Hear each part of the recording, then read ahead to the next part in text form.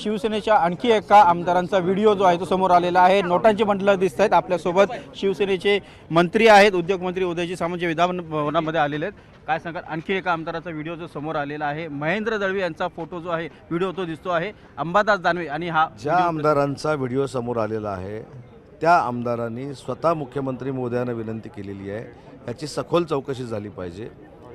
हा गडबड असलेला व्हिडिओ आहे, याच्या मागं कोण आहे हे महाराष्ट्राच्या जनतेला कळलं पाहिजे आणि याच्यामध्ये जरा जरी तथ्य आढळलं तर मी स्वतः राजकीय संन्यास घ्यायला तयार आहे असं ज्यावेळी एखादा आमदार सांगतो किंवा सन्माननीय आमदार सांगतात त्यावेळी त्याची सखोल चौकशी झाली पाहिजे।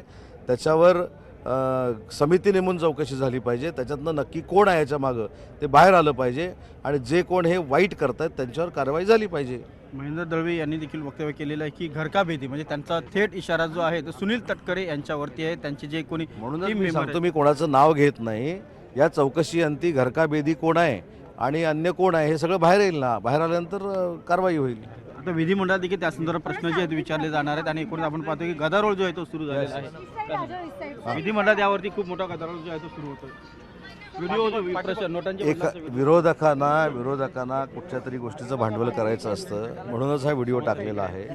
विरोधी पक्ष नेत्यासाठी भास्कर जाधव साहेबांचं नाव टाळून दुसरी नावं देण्याचा प्रकार जो चालू आहे त्याच्यातनं कुठेतरी महाराष्ट्राच्या जनतेचं तुमचं सगळ्यांचं चित्त विचलित व्हावं यासाठी घडवलेला हा प्रकार आहे।